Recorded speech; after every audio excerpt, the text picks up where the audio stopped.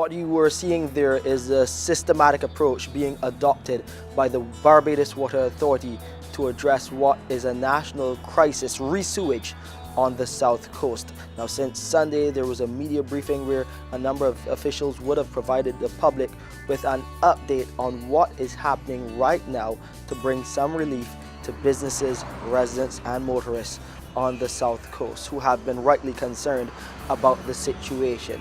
Today, I can tell you that experts have arrived here in Barbados to help the Barbados Water Authority find out what exactly is causing the blockage along that South Coast main road.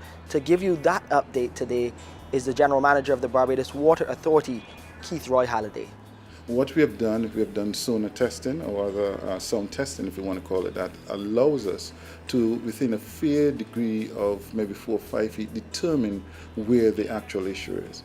We're trying to use ground penetrating radar as well to see whether or not we can pinpoint the kind of blockage that we may have had. I don't think we've been successful so far in terms of getting that done. But certainly in reaching out and beyond the region, what has come back to us is a number of confirming analysis, suggestion reports that the path we are on is the right one. The likelihood of what we're seeing seems to be just about correct. And so in getting in someone who has equipment and is an expert at using that equipment and being able to help us with the prognosis, they are already here on the ground. One came in on Sunday evening, another one is here today as part of the team. And so far, based on what they've seen, and so far based on what the evidence presents, they've indicated in quite strong terms that we are managing it the right way, we are on the right path, and that the critical and most essential thing that we need to do, which we knew, was to create that bypass, and that is what we've been working on. For the moment, what the bypass for the influent will do is to at least relieve the stress in the lines so that we can have slow or mitigate or hopefully stop the kind of bubbling and sewage seepage that is happening. The reality is, the fact is, there are no guarantees. The reality is, and the fact is, it's not a quick fix. In addition to that, we have explored taking one or two critical businesses offline, and in fact we've done that with one so far, and we're looking to see whether or not it makes sense to do that. These are emergency measures only, because you can appreciate we were very sensitive to any impact on the environment, having moved away from having septic tanks or other suck wells, and now using septic tanks and only using our sewage system.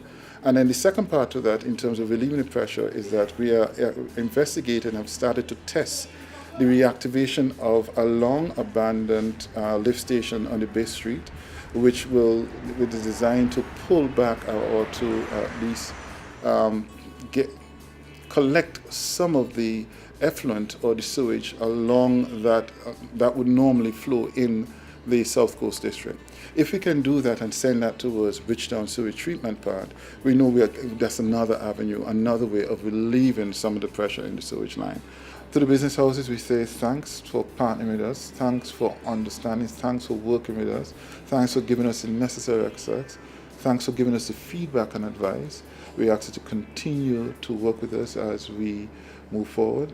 We are optimistic, very optimistic, that we can solve the blockage. We can deal with the blockage issue in short order, and hopefully give you at least the beginning of some sense of normalcy.